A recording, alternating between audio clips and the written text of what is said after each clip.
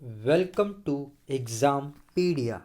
आज है 29 अक्टूबर 2020 और इस वीडियो में हम 28 और 29 अक्टूबर 2020 के जितने भी करंट अफेयर्स के इम्पॉर्टेंट क्वेश्चंस हैं उन्हें हम डिस्कस करेंगे। तो चलिए शुरू करते हैं। पहला क्वेश्चन, हाल ही में किस राज्य सरकार ने स्वास्थ्य सुरक्षा अभियान चलाने की घोषणा की है? तो इसका सही आंसर है ए, छत्तीसगढ़ ने। तो अभी छत्तीसगढ़ के मुख्यमंत्री भूपेश बघेल जी ने राज्य में कोरोना संक्रमण को रोकने के लिए स्वास्थ्य सुरक्षा अभियान यानी कि हेल्थ प्रोटेक्शन कैंपेन चलाने की घोषणा की है। इस अभियान में लोगों को आवश्यक समय पर ही घर से निकलने के लिए प्रेरित किया जाएगा। साथ ही मास्क लगाने और सोशल डिस्टेंस को बनाए रखने पर जोर दिया जाएगा। तो आप इसे ज़रूर याद रखिएगा कि स्वास्थ्य सुरक्षा अभियान को छत्तीसगढ़ सरकार ने अपने राज्य में शुरू किया है। अब हम आगे बढ़ते हैं। हाल ही में किस राज्य ने कोविड-19 से लड़ने के लिए कोविड-19 नो टॉलरेंस फोर्टनाइट का आयोजन किया है? तो इसका सही आंसर है सी, मिजोरम ने।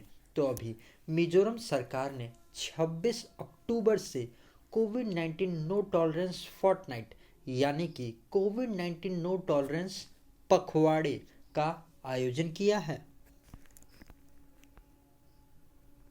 ये आयोजन कोविड-19 के समय को समतल करने के लिए एक अपनी तरह का नया उपाय है, जिसमें सार्वजनिक स्थानों पर मास्क पहनना, सोशल डिस्टेंस बनाए रखना, साथ ही इन नियमों का पालन नहीं करने वाले व्यक्तियों पर सरकारी कार्रवाई भी की जाएगी, जिससे कि राज्य में कोरोना संक्रमण को बहुत कम किया जा सके।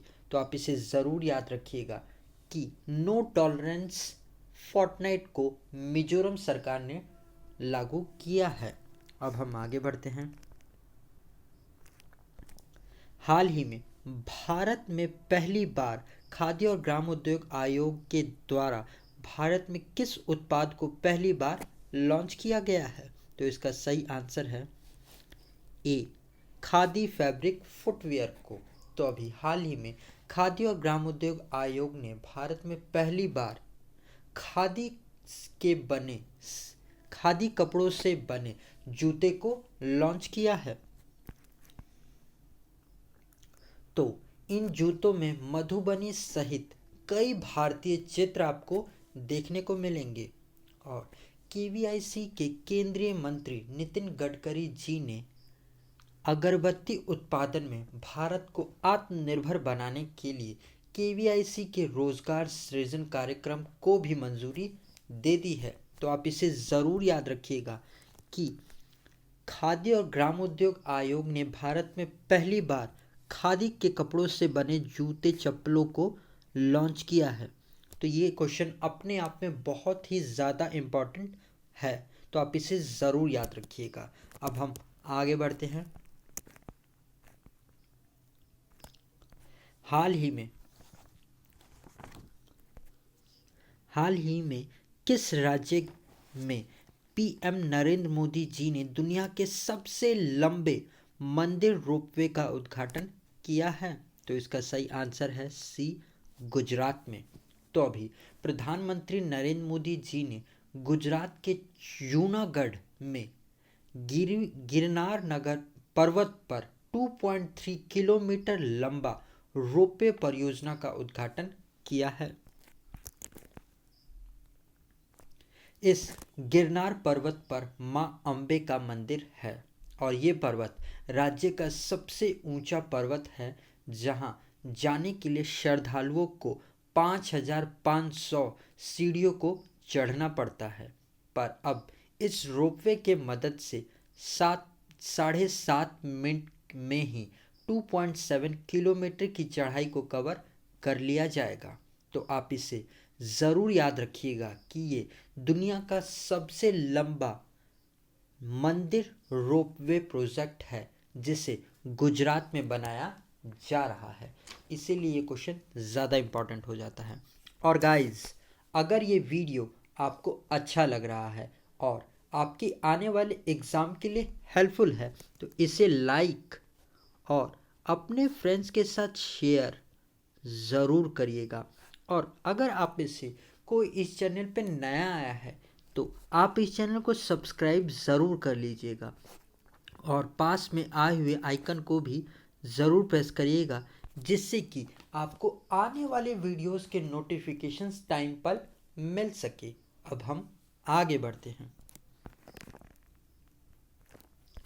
हाल ही में किस राज्य सरकार ने नई औद्योगिक नीति 2020 से 2025 की घोषणा की है? तो इसका सही आंसर है सी, कर्नाटक सरकार ने।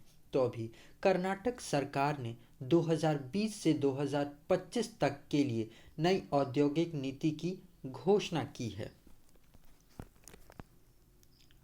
यह नीति महत्वपूर्ण राजकोषीय, श्रम और भूमि सुधारों को पेश करेगी, साथ ही राज्य को नए प्रोत्साहन प्रदान करने और नियामक प्रक्रियाओं को आसान बनाने के लिए निवेश की सुविधा पर ध्यान केंद्रित करेगी और टीयर 2 और टीयर 3 शहरों में लोगों को आसान अवसर प्रदान करेगी।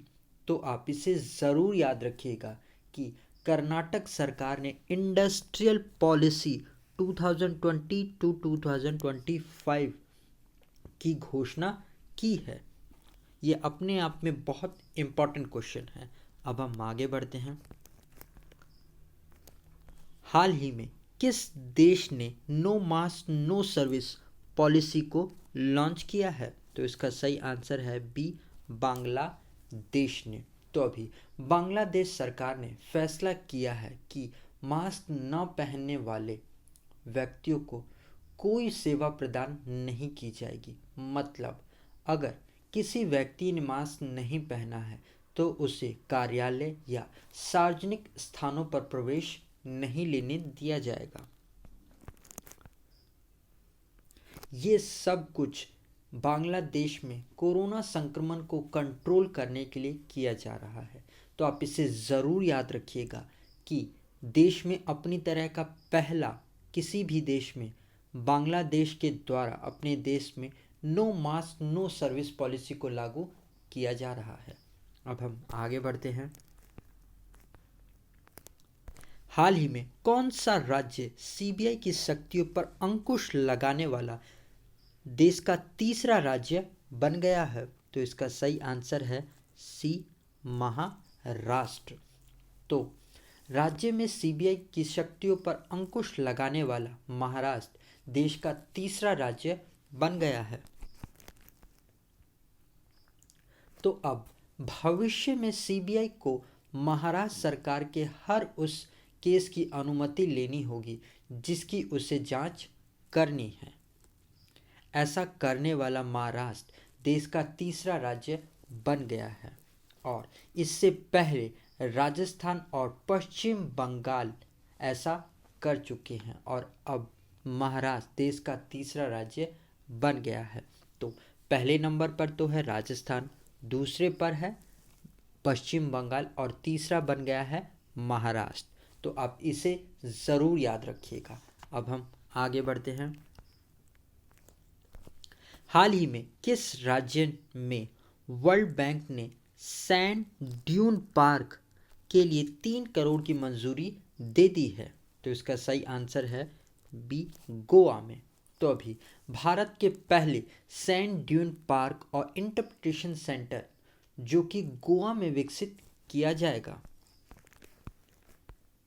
इस पार्क के लिए वर्ल्ड बैंक ने इस कार्यक्रम के तहत लगभग 3 करोड़ रुपए की मंजूरी दे दी है।